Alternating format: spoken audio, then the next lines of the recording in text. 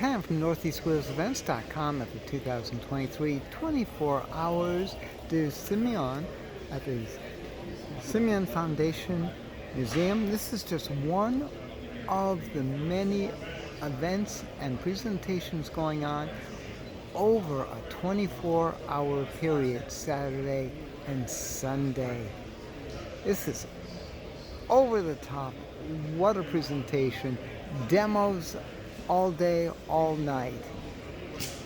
And let's see what happens in 1955. 24 Heures du Simeone. This is our celebration of 100 years of endurance racing at Le Mans. We call it the greatest race in the world. Dr. Simeone, if he described Le Mans, he would say it like this. It's the Super Bowl. It's the World Series. It's the Gold Cup or the World Cup. He would describe Le Mans as the sporting event for automobiles. And that's what we celebrate here on the 100th running of the Le Mans 24-hour race. That's amazing. And of course, we're celebrating Dr. Simeone, our hero, who we lost just a year ago during the running of the Le Mans 24-hour, his favorite race. So celebrating Dr. Simeone and celebrating 100 years of Le Mans.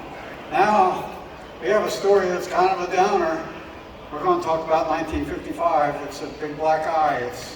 It's a dark time in racing, and it is not as exceptional maybe as we think, because racing was full of disasters since the beginning of racing. In the very early days, we had these spindly wheeled cars with no front brakes that are driving at 60 and 70, 80 miles an hour and up on the open road and then on board tracks in America. And these were dangerous machines, and some races, they would stop the race halfway through and just declare a winner, because once you kill a family and a couple drivers or whatever, it gets outrageous. Well, if we're going to go into outrageous, we're going to talk about Le Mans 1955. Now, before we go all that dark, how about if you've come in this morning, maybe hopefully for our start, our 10 o'clock start, and maybe you'll be here tonight for Dr. Simeone's tribute. That's 10:30, which is a great time, because at 10 o'clock we're doing big cars. It's Ford versus Ferrari, your favorite topic. It's the hippie Porsche right after that. So it's a highlight if you're here at 10 o'clock. And then if you're here again tomorrow, you need to see Will. That's the guy who looks like he just got out of prison. He's wearing the orange jumpsuit. It says Will. He has been a prisoner here because we've been working on this project for months, and Will has been putting in the late nights. But you need to see Will, because we have an Ironman badge for you if you met those simple qualifications of coming in and hanging out with us as an endurance car guy. So it doesn't mean you can't go out and have a nap or go out and hit the pub or whatever it is that you do. But if you're here actually for the kind of the duration of our program, we wish to honor you with a Ironman patch. So let's get into our program here. Disaster 1955. Well, it looks like we're there already. Look at that TR2, or TR2 and TR3 coming up behind. I'll mention that real quick. It's not really factored into our story, but we see that TR3. They ran a team of 3 cars. They painted the noses in 3 different colors for identification, and that pretty cool TR out back in our Le Mans row lineup. That's a guest who thought it'd be pretty cool to bring his car by here. It's a tribute to that team of TR3s running at Le Mans. So you'll see that in the lineup out there. But anyway, get into our dark tale here. Disaster in 1955.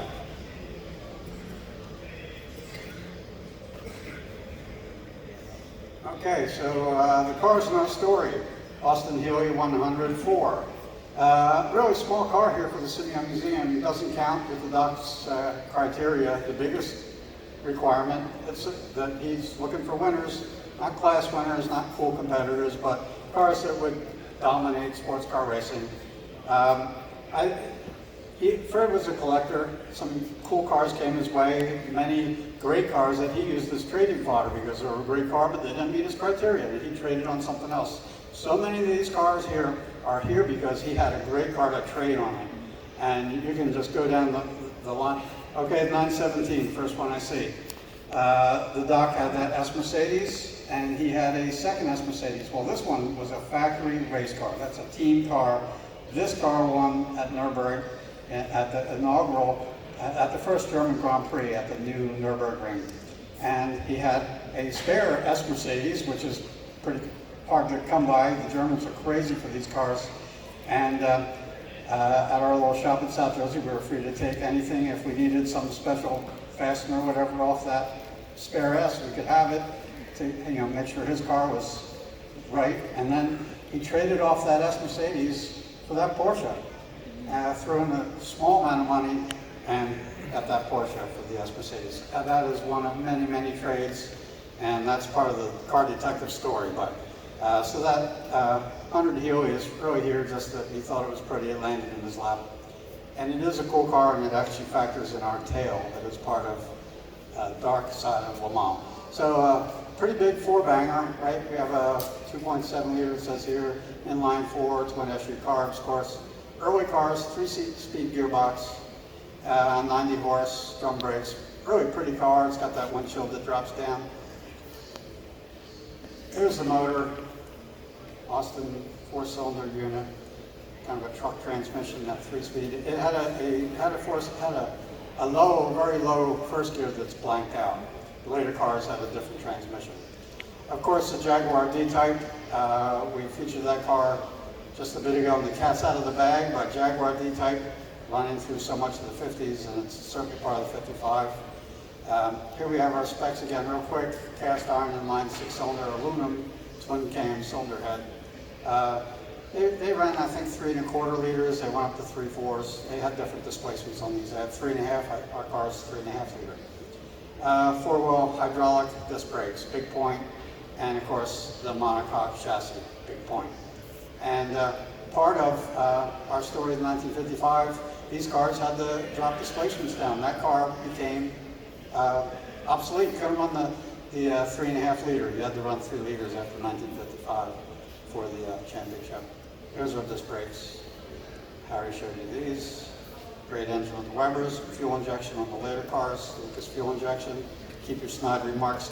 So, Mercedes 300 SL. This silver car, it's back in the corner. Doc's car out of college. There's a great car detective story there. So Mercedes, tremendous racing effort from Mercedes in the 1930s, and here they are in the 50s, and they get pretty serious. They have those wonderful gull wings, and they go eventually to the 300 SLRs, which is actually part of our 1955 story. The 300 SLR, a very specialized car, not with a 3-liter 6-cylinder engine, but with a straight 8. And a magnesium body, fuel injected, of course.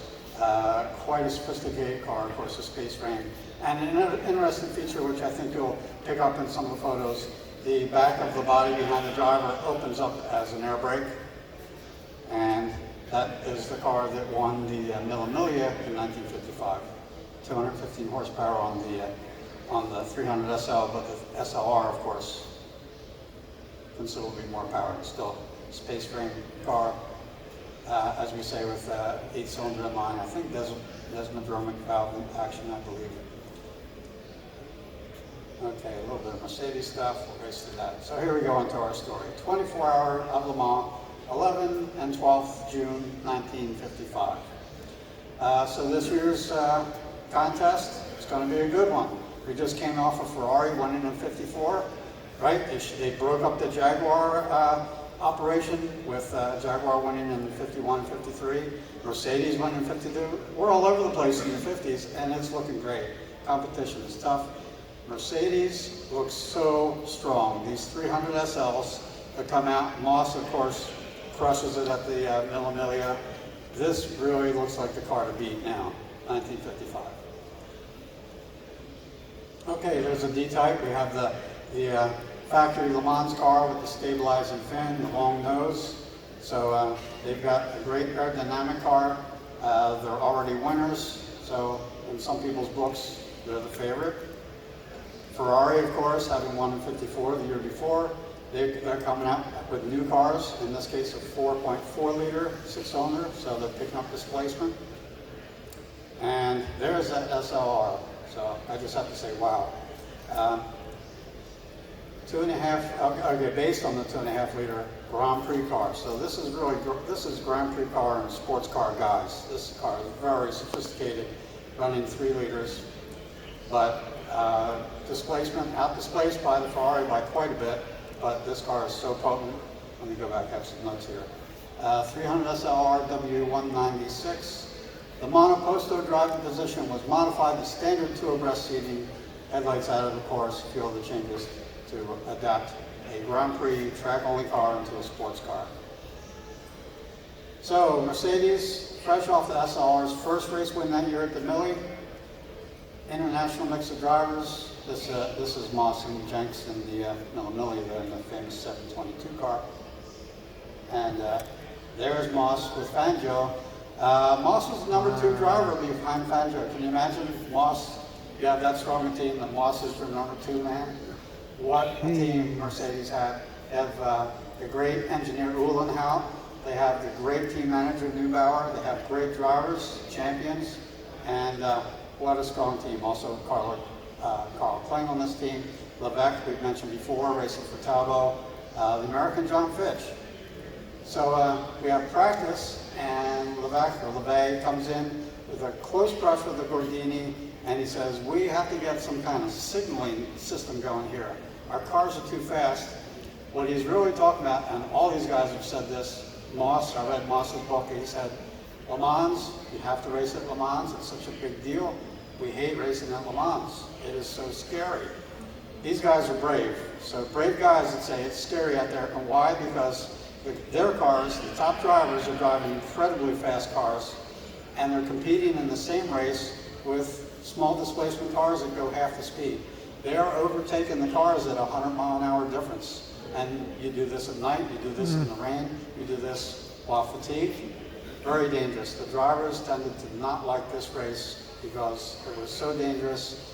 And in this era, all these guys had friends that they'd seen killed in racing. They all had friends. Not people they knew, friends. So Levesque just about runs through Gordini and says, we have to do something about this.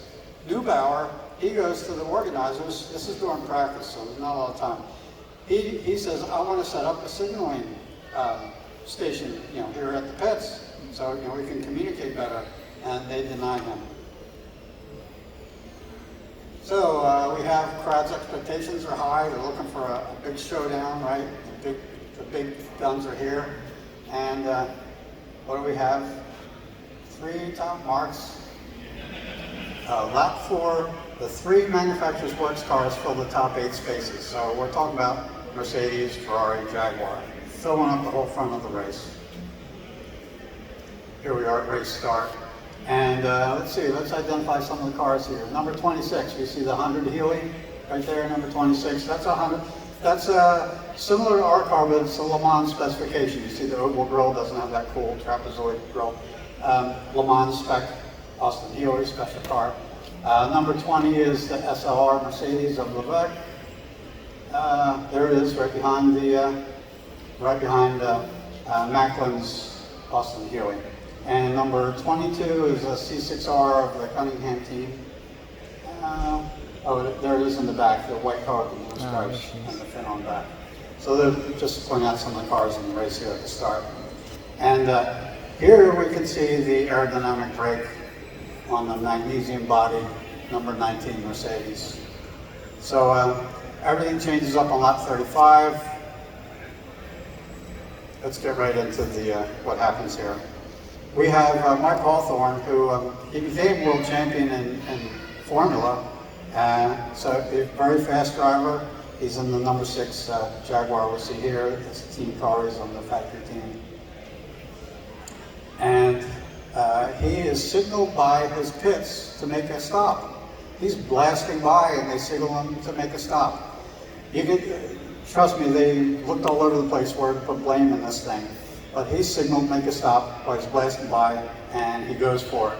Why does he go for it? He's on the car with the best brakes in the whole race. They're the only ones running the 4-wheel disc brakes. He can outstop anybody out there. Maybe the Mercedes with that air brake has a shot, but they're still on drums. And he swings in, and kind of takes some room away from Lance Macklin in the Healy and brakes hard, and Macklin has to swerve around him, and he swerves out to the left and gets right in the way of Levesque, who is speeding up in one of the most potent cars in the race, Mercedes SLR. And what do we see in this picture? That's the Healy that's blurred, still on the ground, and that is Levesque's Mercedes getting launched. And of course, over on the wall, we see the decelerating Jaguar of Hawthorne pulling into the pits. Well, that Mercedes, that's airborne, and where we are looking from the pits. I'm sorry, from the stands. And we have a lot of spectators in there, and that car is magnesium bodied, magnesium components, and unfortunately it goes into flames. Not only that, it disintegrates, and we have major pieces of the car tumbling through the stands on fire. Here we have a little diagram of the cars. So yeah, that shows the what number 6 is the Jaguar darting into the pits. Right behind him in the blue D-Type, that is a Austin Healy. Number 26 has to swerve around to the left.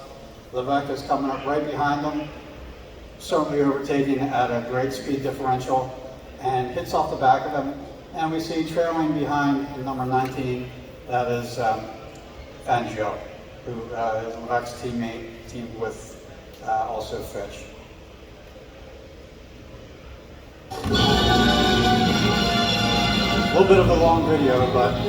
When the greatest sports car event of the year, the Le Mans 24-hour race, opens in brilliant sunshine, none of the 250,000 crowd suspect the tragedy that lies ahead. The 60 starters are in their stride, thundering away to gain that early lead, which can mean so much in a mass start race such as this. Favourites among the big machines are the Mercedes team, led by Fangio, with Sterling Moss, Carl Kling and Pierre Lemay. But the fans' eyes are also on Mike Hawthorne, Tony Roach and the other Jaguar drivers. Fangio's Mercedes is well away, and the smaller machines are battling for supremacy in their own categories.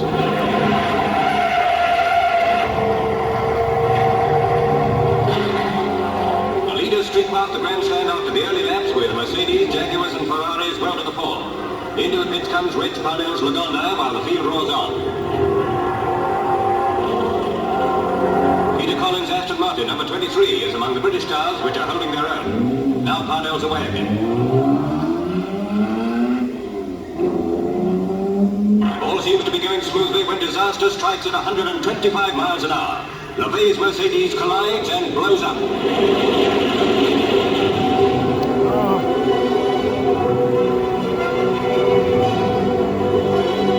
In a few ghastly seconds, death wipes out whole families. LeVay is killed before his wife's eyes, and some 70 spectators with him. Among the bodies, frantic survivors seek their friends. The Mercedes was made partly of magnesium alloy, which blazes like a furnace. Lance Macklin's Austin Healy, hit by the doomed car before it crashed, is wrecked, but miraculously Macklin is unhurt. While firemen fight the blaze, the race goes on. Most of the vast crowd know nothing of the tragedy. Track marshals flag down drivers as they pass the Holocaust. Doctors, priests, uninjured survivors do their best. But 79 men, women and children are dead or dying in the worst disaster in motor racing history. The Mercedes team with a strong chance of victory withdrew from the race, and Mike Hawthorne's Jaguar wins by 5 laps. 13 of the finishers are British cars. A fine achievement overshadowed by an appalling tragedy.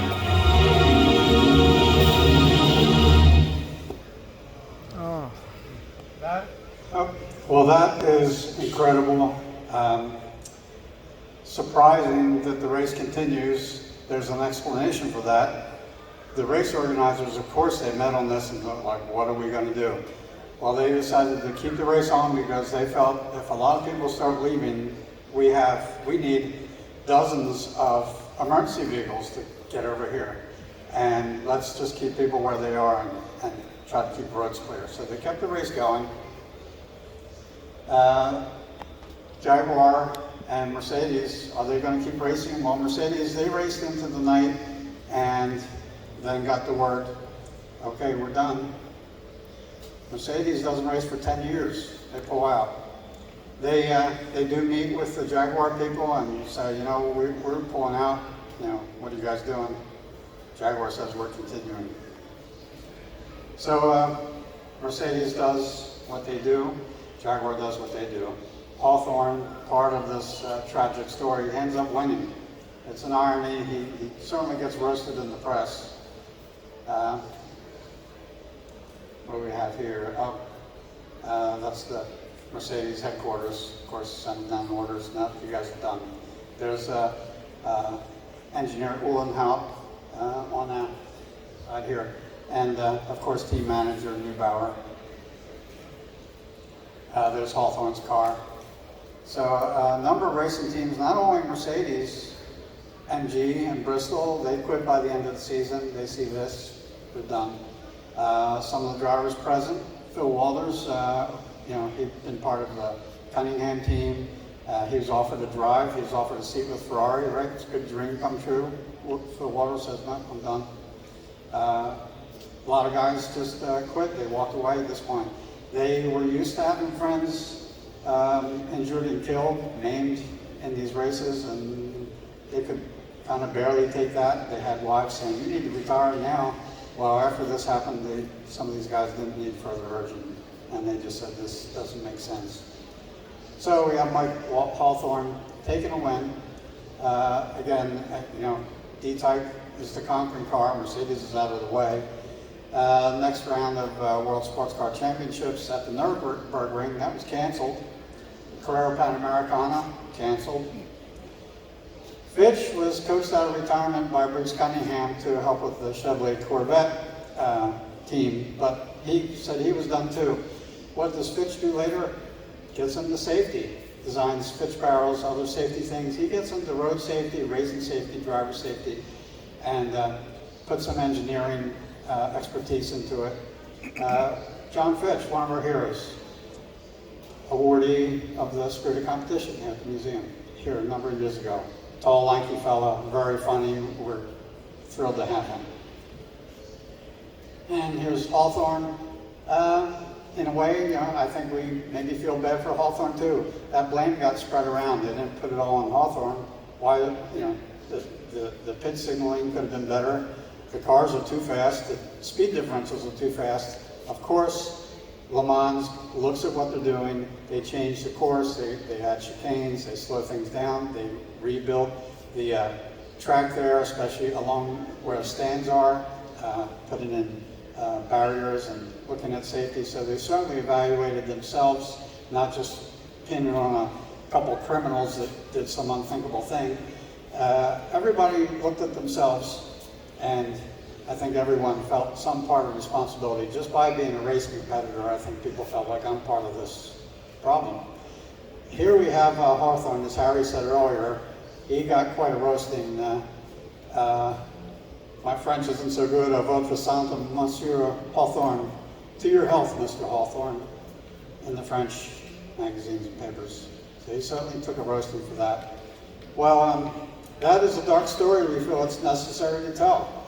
It is a part of our racing heritage, and we can't dodge that. And that is far from the only example. It's just the worst example. So we're going to go out back and try to keep it clean. We have our Healy, we have our Mercedes, we have our D-Jaguar. We're going to run those as a tribute and a remembrance of those people that were part of that calamity, victims of 1955. And of course, remembering Fred. This is Pam from NortheastWheelsEvents.com And by the way, Dr. 2023. Fred, he was saving lives, and you have no idea how many guests, members, people we know have come in here and said, the doc altered my life, saved my life, gave me a life. So, Doc is not part of that problem. He's in a different world. So let's, thank you. I know that's for the Doc. And let's kick it outside for a little bit. Let's pick our spirits up. Okay, carrying on. Thank you. Stay tuned.